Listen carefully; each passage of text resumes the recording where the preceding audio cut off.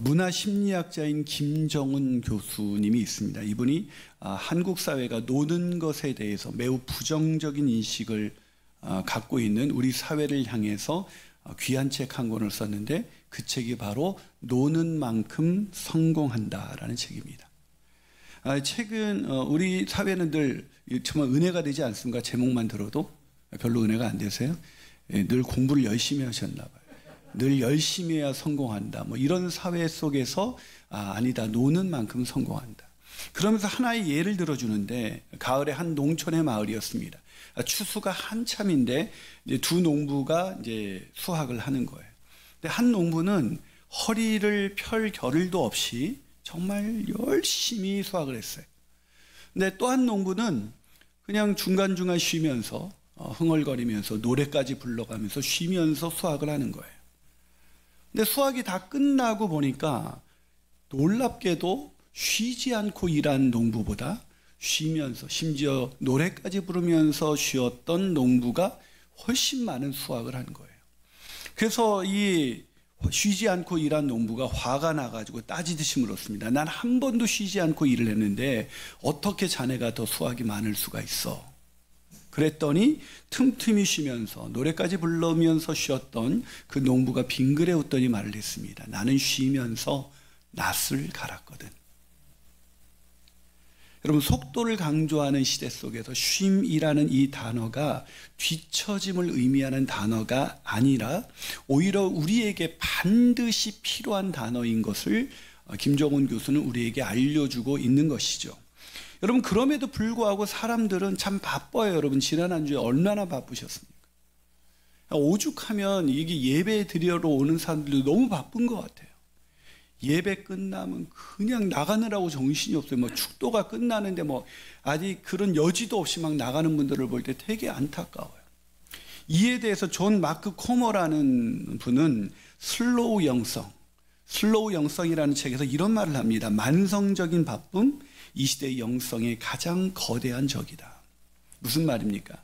우리가 만성적으로 바쁘고 분주하게 살다 보면 영성, 즉 하나님의 마음, 하나님의 임재, 하나님을 느끼지 못하면서 살아갈 수밖에 없다는 것이죠. 그래서 사람들이 이렇게 예배드리는 사람들도 보면 별로 쉬지 못해요. 그리고 그래서 예배에 얼마나 바쁘냐면 예배마저 빼먹어요. 그리고 예배를 빼먹고 또 이렇게 많은 분들이 놀러 가기도 해요. 그런데 놀러 가는 사람들을 가만히 쳐다보면 놀러 갔다가 왔는데 오는 순간 눈이 더 피곤해요. 그래서 여행 갔다 오면서 뭐라고 말하냐면 이제 집에 가서 쉬어야겠다. 그러니까 놀러 갔다 온 건지 여행이라는 일을 하고 온 건지 분간이 잘 안 가는 거죠. 여러분, 오늘 본문은 하나님의 안식이에요. 쉴 필요가 없는 하나님께서 안식하신 것입니다. 하나님은 피곤치 않는 분이시고 쉬지 않고 일하시는 분이신데 하나님이 왜 안식을 하셨을까? 참 궁금하지 않습니까? 근데 이에 대해서 예수님께서 신약에서 대답을 해주고 계십니다. 마가복음 2장 27절 같이 읽겠습니다. 시작. 또 이르시되 안식일이 사람을 위하여 있는 것이요 사람이 안식일을 위하여 있는 것이 아니니. 뭐라고요? 하나님께서 안식의 모범을 보여주신 이유는 사람들에게 이렇게 안식하라고, 즉 안식일을 통해서 사람이 충분한 쉼과 축복을 누리게 하기 위해서 하나님께서 안식을 하신 거예요. 그러게 오늘 창세기 2장 1절에서 3절에서 나타난 이 하나님의 안식을 통해서 우리가 이번 명절에 우리의 삶 속에서 우리가 늘 어떻게 안식을 누리며 살아갈 수 있는지를 배울 수가 있는 것입니다. 자, 그렇다면 우리가 어떻게 제대로 쉼의 시간, 즉 안식을 누릴 수가 있을까요? 첫 번째로 지난 일에 감사하면서 기뻐할 때 안식할 수 있어요. 뭐라고요? 지난 일, 과거의, 그것이 어제일 수도 있고 지난 1년일 수도 있고 내 인생의 지난 시간일 수 있어요. 여러분, 우리가 안식다운 안식, 진정한 참된 안식을 누리기 위해서 반드시 필요한 전제가 있는데 그것은 일을 마쳐야 한다는 거예요. 일을 마치지 않고 쉬는 사람은 그날 저녁에 그 일에 대한 생각에서 떠날 수 없기 때문에 도저히 쉴 수가 없을 거예요. 그래서 쉬다라는 영어 단어도 보면 레스트 또 릴렉스 이 두 가지 단어로 번역이 될 수 있는데, 이 두 단어가, 그러니까 쉬다라는 이 단어, 레스트나 릴렉스는 이 단어를 쓸 때 반드시 문장 속에 같이 따라오는 단어가 있어요. 그게 뭐냐면 be out of work라는 단어예요. 즉 일을 마친 다음에 레스트, 릴렉스 할 수 있다는 것이죠. 하나님도 그러셨어요. 오늘 본문 2절을 보니까 하나님이 그가 하시던 일을 일곱째 날에 마치시니 그리고 나서 안식하시니라 라고 기록되어 있습니다. 여러분, 안식은 반드시 일을 마쳤을 때 오는 거예요. 근데 오해하지 마세요. 하나님이 안식하셨다는 것은 일을 할 일이 더 없다는 의미거나 아니면 일을 하고 너무 피곤하셔서 쉬었다는 의미가 아닙니다. 앞서 말씀드렸지만 하나님은 피곤치 아니하시는 분이거든요. 그런데 하나님이 왜 쉬셨을까? 이것을 이해하기 위해서는 앞에 문맥을 이해해야 되는데, 이 앞에 문맥인 창세기 1장 31절을 한번 같이 읽어보겠습니다. 시작. 하나님이 지으신 그 모든 것을 보시니 보시기에 심히 좋았다. 할렐루야. 자, 하나님이 이 안식하셨을 때가 언제였어? 어떤 일을 마쳤어요? 엿새 동안 창조하신 일을 마치셨어요. 마치시고 하나님이 쉼에 들어갈 수 있는 중요한 단어가 이 창세기 1장 31절에 있는데 보시기에 심히 좋았더라. 그러니까 하나님이 행하신 일을 보시고 그 과거 행하신 일을 보신 순간 그 마음 가운데 감격과 기쁨과 감사가 넘쳤던 것입니다. 다시 말해서 우리가 오늘 쉬려면 지나온 과거, 그게 어제이든 1년 전의 일이든 아니면 우리 지나온 내 인생 속에 있었던 일이든 그 일에 대한 감사와 그 감사로 인한 감격과 기쁨이 있을 때 오늘 쉴 수 있다는 것입니다. 거꾸로 말해서 우리가 예전에 한 일에 대해서 감사할 수가 없어요. 어제 내가 죄와 허물로 인해서 무너졌어요. 그 일이 자꾸 걸려. 내가 그때 그렇게 했으면 안 됐었을 건데.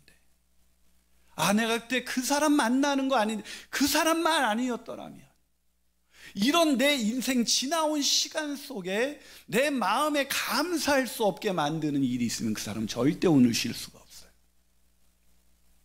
여러분, 저는 이 보시기 심히 좋았더라. 이걸 보고 정말 은혜가 됐어요. 여러분, 하나님이 창조하신 창조물 중에 저와 여러분이 있잖아요. 근데 하나님이 저를 보시고도 하나님은 어떠신 거예요? 보시기에 심히 좋으셨던 거예요. 심입니다. 아멘이 안 되셔도 괜찮아요.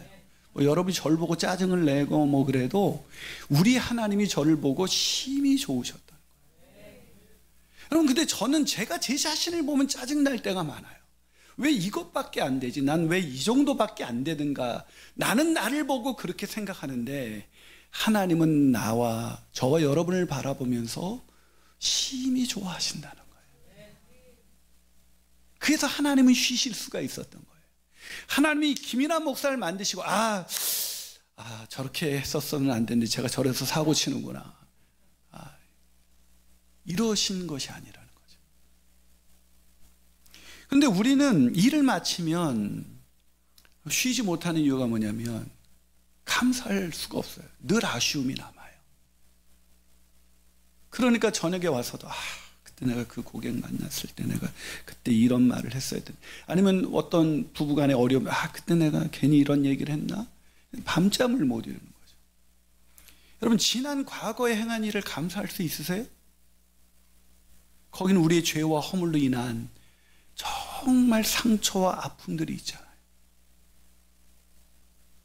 그래서 하나님은 완전하니까 쉬실 수 있지만 죄와 허물로 망가진 우리는 과거를 보면서 어떻게 감사하고 어떻게 과거의 그 모든 일에 감사하면서 쉴 수가 있겠습니까? 라고 말씀하실 분이 계실지 몰라요. 그런데 저도 그렇게 생각했었는데 제가 어느 날 생각해 보니까 제 인생에 가장 저를 아프게 했던 사건이 그 사건 때문에 감사한 적이 있어요. 그게 뭐냐면 저희 아버지예요. 저는 어렸을 적에 제가 몇 번 간직은 했지만 우리 어머님의 아버님이 격투기를 좋아하는 가정에서 태어났습니다. 그래서 저는 어려서부터 UFC가 우리 집에서 생생하게 이렇게 재현이 됐죠. 그래서 그냥 정말 아버지가 없었으면 왜 우리 집은 이렇게 불행할까? 난 왜 이런 가정에서 태어났지? 나 진짜 너무 힘들다. 오죽하면 중학교 될 때까지 자살을 3번이나 이렇게 생각을 했겠어요.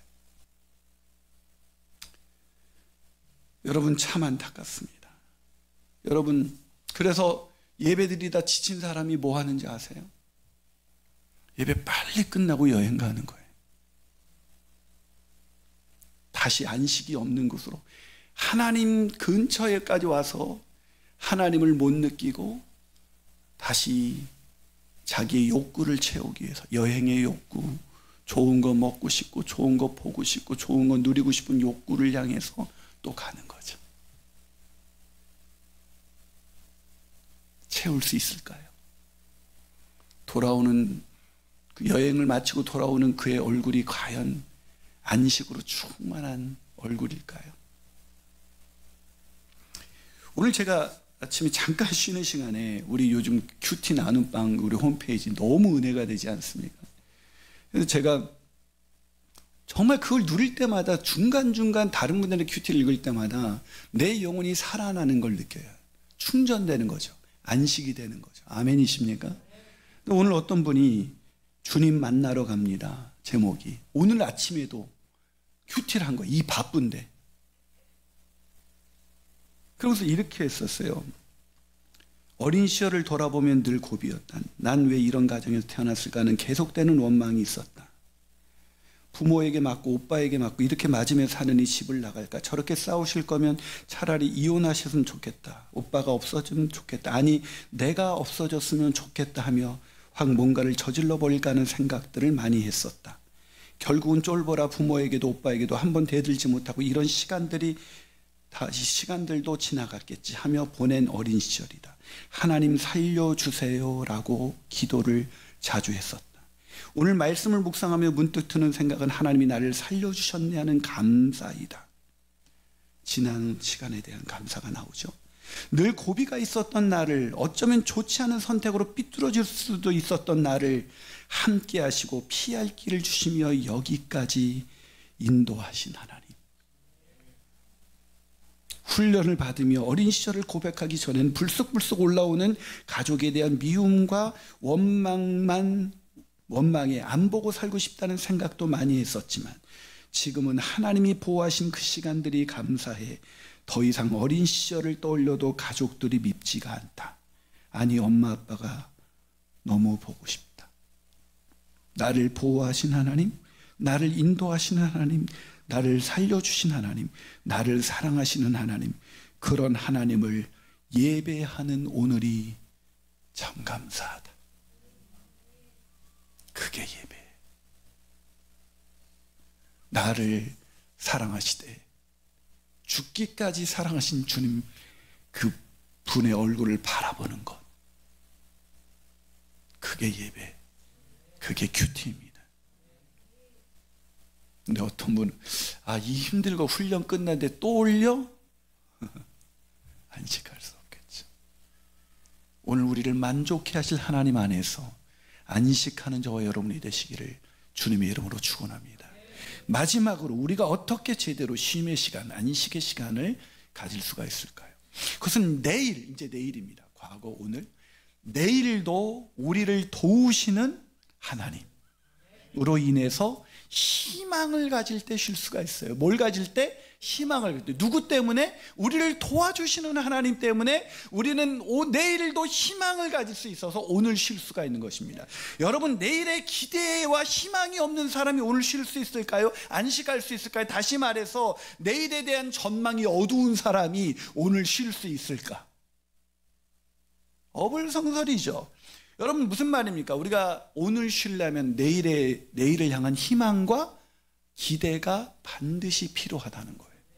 하지만 문제는 내일에 대한 기대와 희망을 가지고 사는 사람이 별로 없다는 거죠. 질문을 해보겠습니다. 여러분, 오늘보다 더 나을 내일이 열려질 거라고 확실히 믿으십니까? 여러분의 노후가, 여러분이 노년이 되면 지금보다 나는 말할 수 없이 더 행복하게 될 거야 라는 그런 확신 속에 오늘 쉬고 계십니까? 아니면 난 노후 준비도 안 했는데 노후에 얼마가 필요하다는데, 요즘 보니까 맞벌이 부부가요, 노후에 부자로 그렇게 살려면 맞벌이 부부는 반드시 300만 원을 저축해야 된답니다.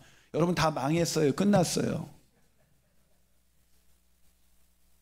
그런 뉴스가 들려옵니다. 막 여러 가지 전망이 들려오는데 나는 준비한 게 없어. 근데 미래는 너무나 암담해. 그 사람이 오늘 여기 예배 자리에 나왔다 한들 그 사람의 영혼이 어떻게 쉴 수가 있겠습니까? 우리 주변의 소식들은 우리를 힘들게 만드는 소식들로 가득해요. 여러분, 제가 여러분에게 쉴 수 있는 팁 하나 드리죠. 주말에 절대로 뉴스 보지 마세요. 저희 아버님이 제일 힘든 때가 언제인지 아십니까? 우리 아버님의 일상은 일단 12시간 주무세요. 8시쯤 이렇게 주무시다가 그 다음날 8시쯤 되면 일어나셔서 식사하시고 안마의자로 가세요. 안마의자에서 이렇게 쉬잖아요. 되게 릴렉스하게. 근데 표정이 되게 어두워요. 왜 그런가 봤더니 뉴스를 보고 계세요. 거기서 아버지가 안 좋아하는 정치인들이 나오면 아버지는 이제 강아지도 부르시고 송아지도 부르고 막 온갖 동물을 다 불러내서, 그럼 제가 이제 조용히 아버님의 채널을 바꿔드려요. 아버님 너무 힘들어하지 마세요. 그러니까 아버지가 넌 나라가 걱정도 안 되냐 그러더라고요. 여러분, 제가 무슨 말을 하고 싶은 것입니까? 세상에서 들려오는 모든 이야기는 우리로 하여금 내일을 향한 어두운 전망을 갖게 만들어요. 그래서 우리는 쉴 수 없죠. 우리가 어떻게 쉴 수 있을까요? 어떻게 내일에 대한 희망과 기대를 할 수 있을까요? 내 능력은 쇠했고 가진 것도 없고 전망은 더 치열해지는 상황 속에서 우리가 어떻게 내일의 희망을 가질 수가 있어요? 그것은 우리를 도우시는 하나님 때문입니다. 요한복음 5장 16절 17절은 이렇게 말합니다. 그러므로 안식일에 이런 일을 행한다 하여 유대인들이 예수를 박해하게 된지라 예수께서 그들에게 이르시되 내 아버지께서 이제까지 일하시니 나도 일한다. 이게 무슨 말이냐고요? 예수님께서 왜 이런 대답을 하셨냐면 베데스다 연못에 38년 된 병자가 있었습니다. 안진뱅이에요. 날 때부터 안진뱅이에요. 누가 그 물이 동할 때 물에 넣어주면 나을 수 있는데 그 스스로 들어갈 수 있는 존재가 아닙니다. 안진뱅이니까요. 누가 넣어주지도 않습니다. 다 아프니까요. 그래서 38년 동안 실현될 수 없는 희망을 안고 그 베데스다 연못에 앉아있는 38년 된 병자, 그 병자를 누가 고쳤습니까? 예수님이 고쳤어요. 언제예요? 안식일에, 우리가 쉬는 날에, 우리가 아무것도 하지 않는 날에 누가 일하셨다고요? 예수님이 일하셨습니다. 예수님이 행하셨습니다. 그리고 예수님 말씀하십니다. 아버지께서 일하시니 나도 일한다. 유대인들은 철저하게 안식을 지키면서도 안식이 없었던 사람들, 온갖 마음의 미움과 온갖 증오를 가지고 살아갔던 사람들, 많은 기득권을 가졌지만 절대 쉴 수 없었던 사람들, 그 기득권을 예수님이 빼앗아 갈까 봐 예수님을 죽이려고 작정했던 사람들, 그 사람들에게 예수님이 말씀하셨습니다. 안식일의 진정한 의미, 내가 일해. 무슨 말이에요? 내가 너희를 도와준다고. 이게 믿어지세요? 우리의 평생 하나님이 우리를 도우실 것을 믿으십니까? 그런데 왜 쉬지 못하십니까? 연약한 내 힘으로 일하는 게 아니라 하나님이 일하세요. 저와 여러분을 위해서 말이죠. 저는 이게 믿어집니다. 그래서 저는 올해보다 내년이 더 기대가 됩니다. 작년보다 올해가, 저는 매년 기대해 왔습니다. 제 인생 지나온 모든 시간을 돌아보면 저는 매일 실패하고 매일 무너지고 매일 죄 짓고 산 것뿐인데 제 인생은 날마다 빛나는 인생이었습니다. 저는 제 인생이 이제 60이 얼마 남지 않았지만 저는 되돌아가고 싶은 생각이 1도 없어요. 왜냐고요? 하나님이 지나온 모든 시간 속에서 더 멋진 새날을 열어주셨으니까. 제가 부사역자로 살아갈 때 이렇게 행복해도 되나 했는데 담임 목사가 돼서 고생 좀 할 줄 알았어요. 근데 더 행복해요. 여러분의 부교육자 캠프 갔다 왔잖아요. 우리 교육자들. 제가 강사로 가는데 우리 부교육자들이 가고 싶다 해서 같이 데려갔어요. 그래서 가서 좀 놀아보자. 아니 우리 수련회 하듯이 좀 즐겁게 시간을 보내보자 하고 갔어요. 근데 담임 부사역자로 오래 있다가 담임 목사로 성공하신 분들이 나와서 강의하는데 한결같이 이 얘기를 하셨어요. 여러분, 담임 목사가 얼마나 불쌍한지 아세요? 담임 목사처럼 힘든 사람이 없습니다. 여러분이 담임 목사 편대 주셔야 됩니다. 근데 저는 우리 부교육자들 끝나고 나서 이제 야식을 먹으면서 나는 그게 도저히 이해가 안 갔어. 난 너무 행복한데 나 이상한 목회를 제대로 안 하고, 저분들은 열심히 일하다 보니까 힘들고 내 노나 봐. 그분들이 왜 힘드니까 사람들 때문에, 거기 중직자들이 자꾸 담임 목사를 흔들고 당연히 힘들게 하기 때문에 너무 힘들다는 거예요. 근데 우리 중직자는 저를 힘들게 안 해요. 힘들게 한다고 한들 하나님이 도우시는데 뭐가 걱정이십니까? 뭐가 염려하십니까? 여러분, 그런 얘기하죠. 제가 우리 교회 장로님이 이 공직 생활을 수십 년 동안 쉬지 않고 일하신 분에게 제가 미국 갔을 때, 지구촌 교회 부목사로 있을 때였어요. 놀러 오시라고. 그러니까 이제 개업해서 내가 없으면 안 되는데 제가 어떻게 갑니까? 장로님 없어도 다 갑니다. 걱정, 한번 확인해 보세요. 물론 갔다 왔을 때 일은 좀 더 밀렸겠죠. 근데 그분 지금까지 잘하고 계십니다. 그래서 2월 11일 날 20주년 기념 예배 드리기로 했어요. 하나님이 일하신다. 하나님이 도우신다. 이게 믿어지는 사람만이 내일에 대한 희망과 기대를 안고 오늘 안식을 누릴 수가 있는 겁니다.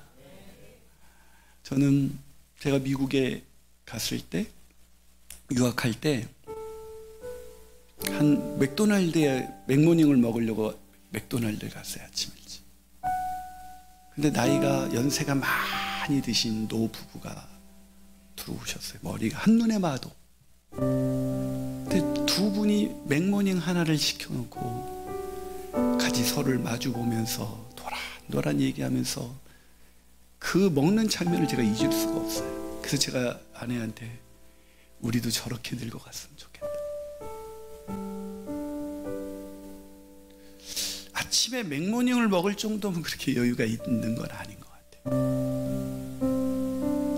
근데 거기에 그 얼굴은 빛이 나고 있었습니다. 서로를 그윽한 눈빛으로 바라볼 수 있는 그 사랑과 기쁨과 여유가 그분들에게 있었어요. 노후를 뭔가 완벽하게 월 여행도 다니고 이것도 하고 할 수 있는 돈을 준비해야 안식할 수 있다고 생각하십니까? 욕구는 무한대입니다. 아무리 많이 준비한 사람도 절대 안식할 수 없습니다. 오직 하나님, 지나온 과거의 모든 아픔까지도 합력하여 선을 이루시는 하나님, 오늘도 나를 위해, 나를 만족하기 위해서 오늘도 일하시는 하나님, 내일의 희망을 주기 위해서 내일도 도우시는 하나님, 그 하나님의 만지심이 있을 때 우리는 비로소 쉴 수 있습니다. 앞서 소개한 책에서, 슬로우 영성이라는 책에서 존 오트버그라는 목사님이 서문을 썼는데 이런 말을 하더라고요. 스마트폰 사용자들은 하루에 평균 2617번 스마트폰을 만진다. 내가 휴대폰을 만지는 것만큼 자주 하나님이 내 마음 만져주시면 난 어떻게 될까? 하나님이 우리를 마음을 만져주시는 시간, 그게 예배이고 그게 큐티인 거예요. 그 아름다운 시간을 일로 만들어서 오늘도 여행 가긴 가야 되는데 예배는 드리고 가야지 하는 심정이라면 갔다 오셔도 쉴 수 없을 것입니다. 가장 깊은 기쁨과 감사가 넘치는 예배, 우리의 마음을 만져주신 하나님을 인해서 이번 명절 그 인간 또 만나야 되나, 좀 불편했던 형제, 어떤 친척, 알 수 없는 하나님의 만지심으로 인해서 그들에게 진정한 안식을 선물로 주시는 그런 명절이 되시기를 주님의 이름으로 축복합니다.